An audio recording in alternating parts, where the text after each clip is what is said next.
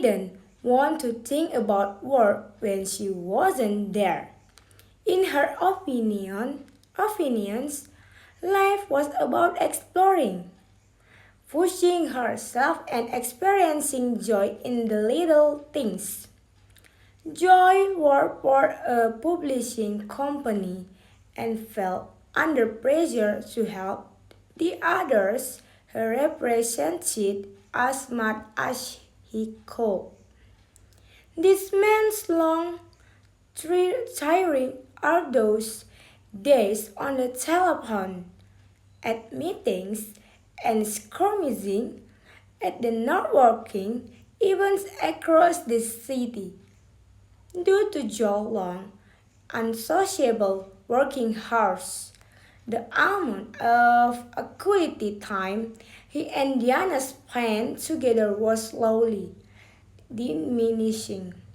They were like sheep passing in the night.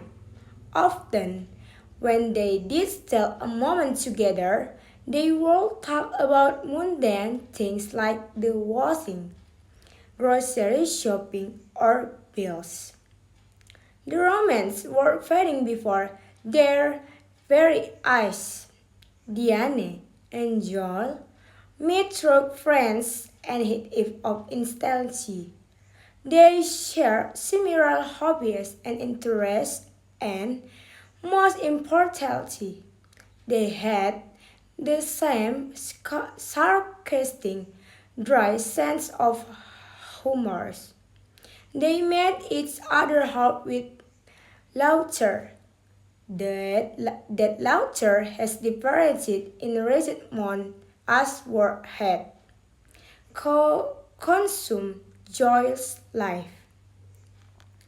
Diane has tried to speak to him about it, but he didn't see a problem. He wanted to succeed in his role so they could have the finer things in life. But Diane wasn't interested in that. Diane wanted to earn enough money to do fun things and spend quality time with the people she loved. She didn't care about showing off or keeping up with the Jonas. Diane was beginning to wonder whether Joel cared more about his role at the publishing house and he as her husband. Diane falls as though she was fading into the background. She has become invisible. She missed their Rensko laughter, the way he made time for her, and the little things they do together. Joy missing spending time with Dinah, too. He was so preoccupied that he didn't realize how much he was away from home. He addressed his work and felt like he was making a difference, but at what cost? Diana discussed her concerns with her friends. One Friday evening over curry and birds in the local pub. Her friends were an electric group of inspiring people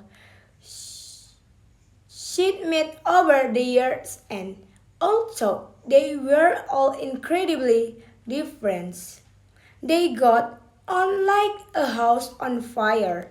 They gave her a wide range of opinions and advice. In the end, she knew she just had to follow her gut instinct, and that was to tell the truth. No matter how confrontation, it was the right thing to do. The next day, when Joel had a rare day off, she made breakfast and eloquently told him how she felt he was neglecting their relationship, but more importantly, himself. He had always said that he would never get wrapped up into work and then we would be able to separate his life from his job. No matter how much he loved and Dre followed from it.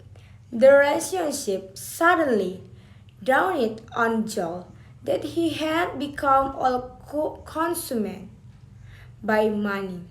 Yes, he did want to help his clients, but he had become greedy. He wants more commission and higher stature at work.